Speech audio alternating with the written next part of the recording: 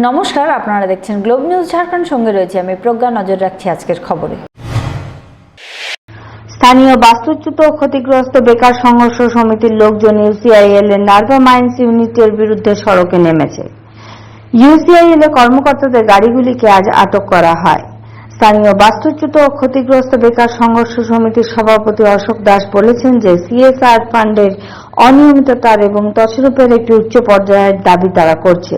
এদিকে এখনো পর্যন্ত 5 কিলোমিটার এলাকাতে উন্নয়ন কাজ করা হয়নি, এটিরও তদন্ত করা উচিত এবং স্থানীয় লোকেরা চাকরিও পাননি।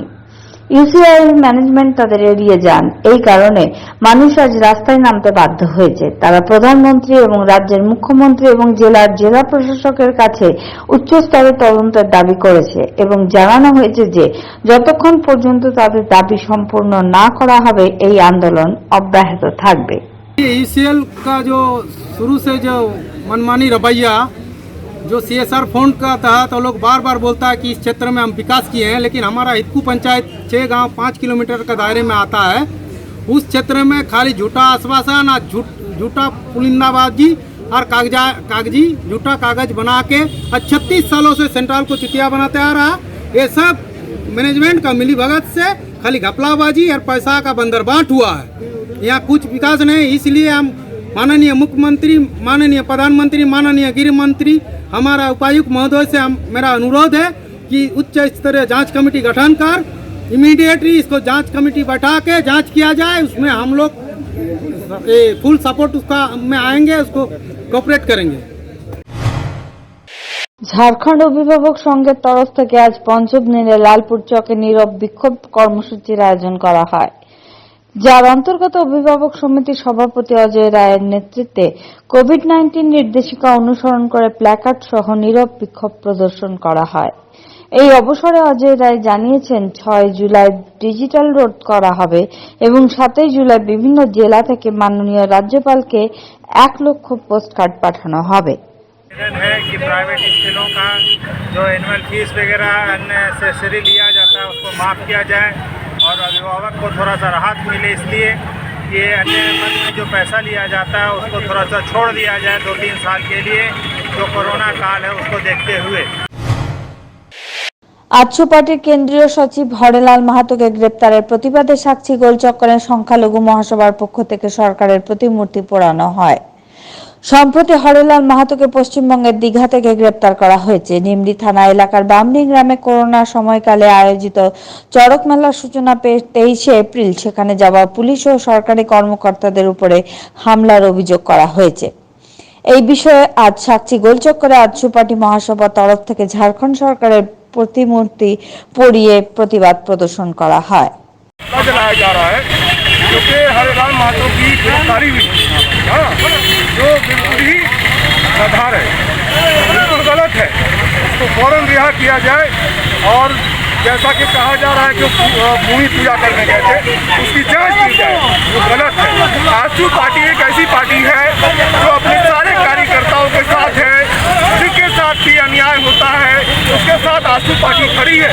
हम लोग एक आजसू पार्टी के सिपाही है, इसलिए है कि आजसू पार्टी हर आदमी को मान सम्मान देती है।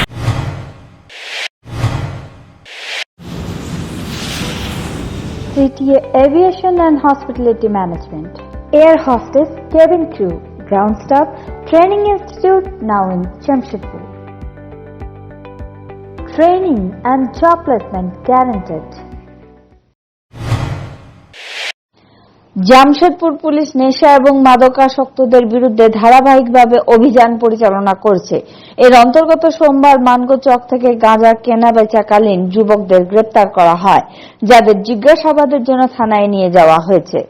জানানো হচ্ছে যে মানগো চকে অবস্থিত কিছু মেডিকেল দোকানের থেকেও ড্রাগস বিক্রি করা হচ্ছে, যার তদন্ত পুলিশ শুরু করেছে। যদিও পুলিশ মাদকাসক্তের বিরুদ্ধে এলাকায় প্রতিনিয়ত অভিযান চালাচ্ছে, তবুও মাদক ব্যবসায়ীরা তাদের ঠিকানা পরিবর্তন করে তাদের ব্যবসা চালিয়ে যাচ্ছে। वरीय पदाधिकारी के निर्देशानुसार जो आदेश निर्गत किया गया है, जिसमें लगातार एक टास्क फोर्स का नियुक्त किया गया है, जिसमें लगातार नशे के अभियान चलाया जा रहा है नशे के विरुद्ध में। उसी में आज मानगो चौक में कुछ एक लड़का को पकड़ा गया है गांजा बिक्री करते हुए, और बाकी आगे पुलिस अनुसंधान जांच कर रही है उस पर।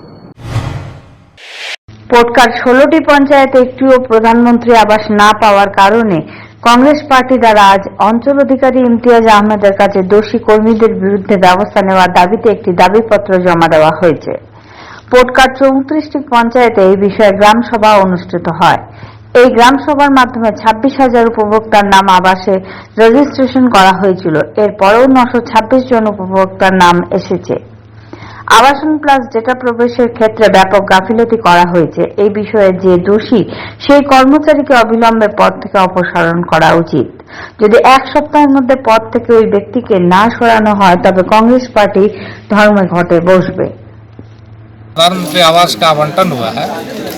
ये जनभावना को देखते हुए पूरे 34 पंचायत के जनभावना को समझते हुए आज हम लोगों ने उपायुक्त महोदय को एक ज्ञापन दिया है कि यहाँ पर जो प्रधानमंत्री आवास को जो विभाग देख रहे हैं, यहाँ का कर्मचारी बहुत पंचायत में इन लोगों ने किसी का नाम नहीं है।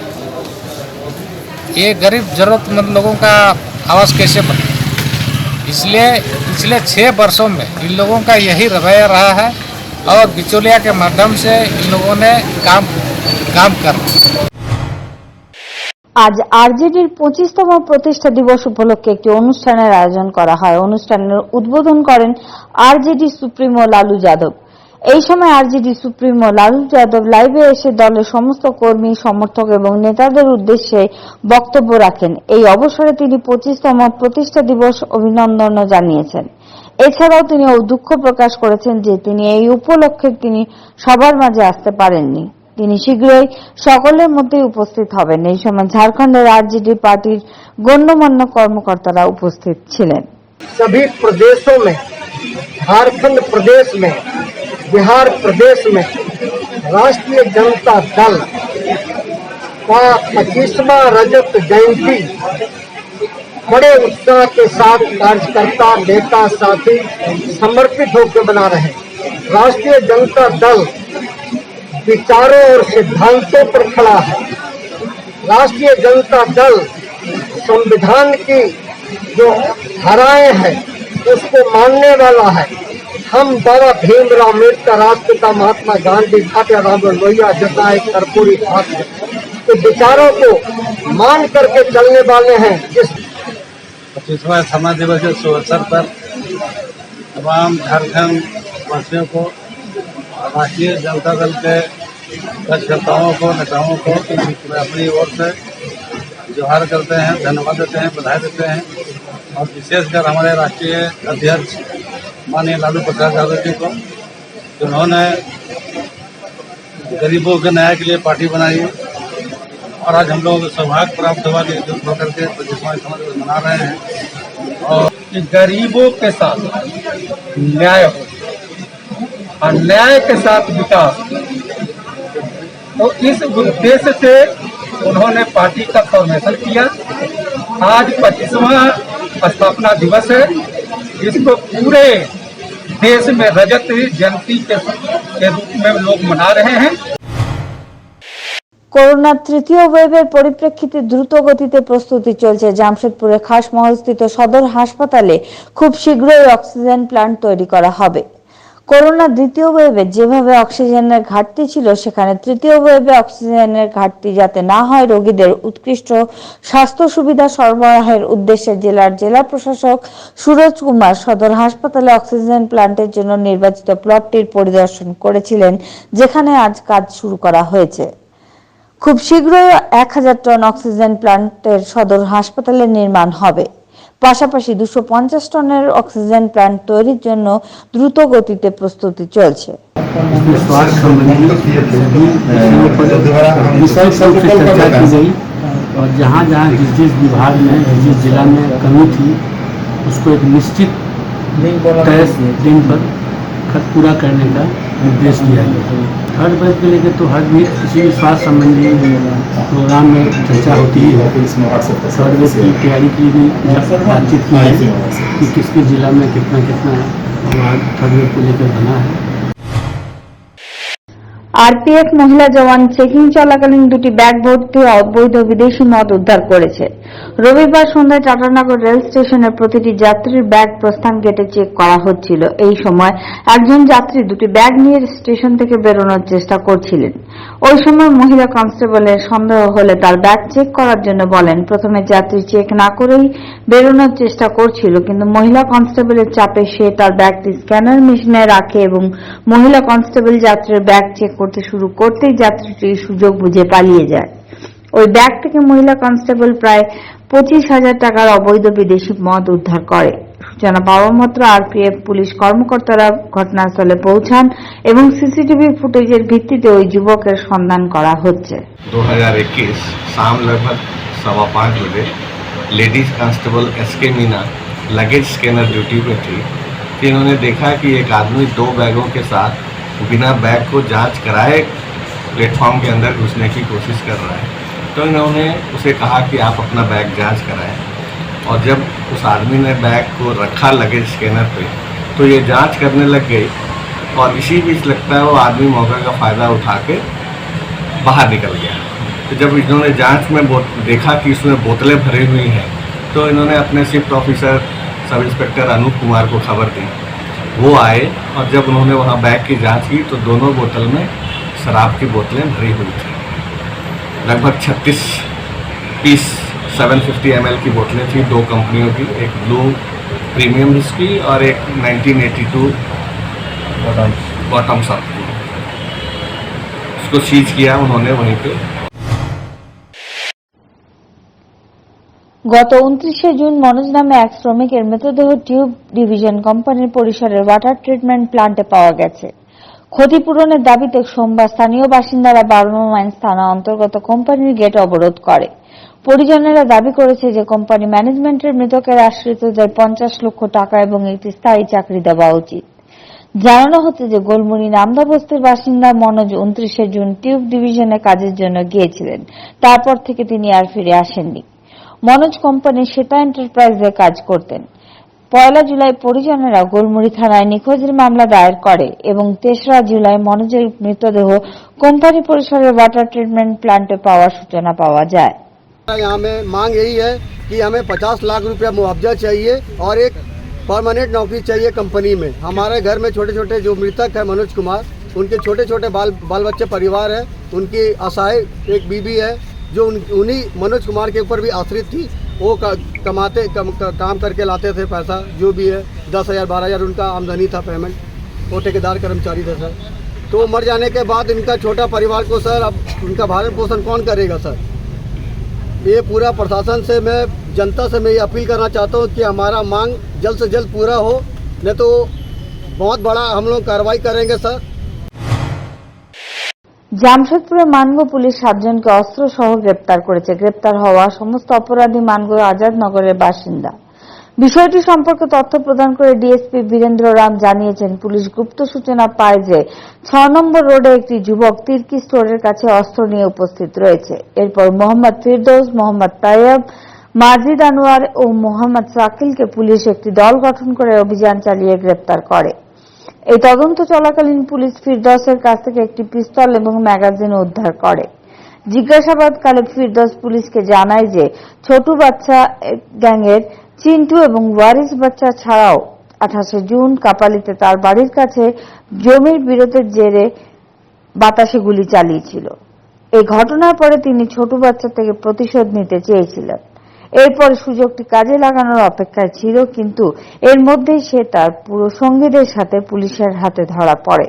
बीते कल दिनांक 6 तारीख को संध्या में सिटी एसपी सर को सूचना मिली थी कि मानगो के जवाहर नगर 6 नंबर रोड में कुछ एक अवैध दारू भट्टी चलता है, जहाँ पर कुछ शराबियों का अड्डा जमा हुआ है। वहाँ पर कुछ आंख के साथ लोग जमा हुए हैं। इस सूचना पर मानगो थाना प्रभारी विनय कुमार को छापामारी करने का निर्देश दिया गया था। इन्होंने अपने सशस्त्र बल के साथ 6 नंबर में जहाँ पर दारू भट्टा अनुभवी दारू भट्टा चला था, वहाँ पर छापामारी किया गया। वहाँ पर एक साथ बैठे हुए 4 लोगों को पकड़ा गया, जिसका नाम क्रमशः फिरदौस खान है, तैयब है, मजीद अनवर है और शकील है। ये चारों को पकड़ा गया, जहाँ पर से इन लोग के पास एक उसी जगह रखा हुआ एक झोला में एक देसी पिस्टल, जिसमें ऑटो ऑटो लिखा हुआ है, ऑटो पिस्टल लिखा हुआ है और एक मैगजीन बरामद हुआ। मैगजीन के बारे में इन लोगों से जब पूछताछ किया गया तो फिरदौस नहीं रखा था, जो इन चारों की जानकारी और अन्य की जानकारी में वो मैंने उन लोगों के सामने ही रखा हुआ था, सभी की जानकारी में रखा हुआ था। जब फिरदौस से पूछा गया तो उन्होंने बताया कि उसके जुनैद, समीद और गुलाम सरवर ये तीनों ने उन्हें दिया है पिस्टल। इसके पीछे पिस्टल रखने का पीछे कारण पता चला है कि कपाली में एक ज़मीन है जहाँ पर 28/6 को ये जो फिरदौस है उस ज़मीन पर कब्जा करने के लिए अपना चारदीवारी दे रहा था। उसमें जिसमें एक छोटू बच्चा का गैंग गया जो इसको फायर वगैरह कर करके इसको भगा दिया। इसको ज़मीन पर चारदीवारी देने से मैंने चारदीवारी देने नहीं दिया गया इसको। तो ये वो कपाली थाना में केस भी किया गया है, इसके द्वारा केस भी किया गया फिरदौस के द्वारा। उसी से बदला लेने के लिए उस ज़मीन को कब्जा करने के उद्देश्य ये अपना पिस्टल जमा कर मैंने व्यवस्था किया था और ये सभी मिल करके उस ज़मीन पर जा करके फिर पुनः कब्जा करने के लिए मैंने ज़मीन पर जाने की प्लानिंग बना रहे थे सभी। ज़मीन किसका है? ज़मीन तो कागजात देखने से पता चलेगा ज़मीन किसका है। वो तो दो गैंग क्या लड़ाई है? हाँ, इसमें दो मैंने एक ये फिरदौस है, अपना ज़मीन इसकी मौसी का ज़मीन है। अच्छा। और इस दूसरा जो गैंग है इसको चढ़ने नहीं दे रहा है। मैंने जिस कारण से ये उससे सामना करने के लिए पिस्टल का मैंने ये बताया है कि उसके लड़ने के लिए मैंने करने सामना करने के लिए पिस्टल की व्यवस्था किया था। पिस्टल कौन दिया था फिरदौस को? फिरदौस को पिस्टल आपको ये जुनैद कर दिया था। कौन? जुनैद, समीद और गुलाम सरवर ने दिया था। इन लोग के पास कहाँ से आया था पिस्टल? इन लोग का अभी पास पिस्टल का रहा था, 3-4 साल से रखा हुआ था। एगो कोई रहने वाला है आपका अभी सऊदी अरब में रह रहा है, वो इन लोग को दे के गया था। सऊदी अरब लोग का नाम है इरशाद करके है, जो सऊदी अरब में अभी रह रहा है, वही इन लोग के पास रख करके गया था। मैंने आपराधिकरण का ये सब। हाँ, ये लोग वही ज़मीन पर जाता है, गोली फायरिंग करता है, एक दूसरे बच्चे को दिखाता है कि मैंने तुम फायरिंग किया हो तो हम भी तुमसे कम नहीं है। यही एक गैंग है। सर, इरशाद और जो फिरदौस है ये दोनों का कुछ रिलेशन है क्या? जान पहचान वगैरह कुछ सामने आई है? इरशाद और फिरदौस, दरअसल फिरदौस भी जो है उस कुछ दिन सऊदी अरब में रहा है और ये वहीं पर दोनों साथ में काम, वहीं से जान पहचान वहीं से दोनों की पहचान, दोनों को जान पहचान हुआ। जब उसको ये पता चला कि उसको मैंने ज़मीन पर कोई उसको कब्जा करने गया था तो अथी कर दिया, तो वो संपर्क करके ऐसे किया कि तुम भी मेरे पास पिस्टल है, फलना जगह रखा हुआ है, तुम जा करके ले लो। तो ये सभी मिल करके मतलब वहाँ पर अभी क्या जेल भेज रहे हैं लोग को? हाँ, इन लोग को इस संबंध में केस किया गया है। आर्मफेड का 189/2021 केस किया गया, जिसमें इन लोग जेल जा रहे हैं। विशाल साड़ी, हमारे यहाँ साड़ी, कुर्ती, लहंगा चुनरी, लहंगा साड़ी, ब्लाउज और भी वैरायटी उपलब्ध है। हमारे पास अच्छे क्वालिटी के ड्रेस मटेरियल्स उचित मूल्य पर उपलब्ध है। शादी हो या कोई भी पार्टी, अच्छे ड्रेसेस लेने के लिए जल्द आए विशाल साड़ीज। हमारा पता Tapadia building, station road, Jugsalai, Jamshedpur.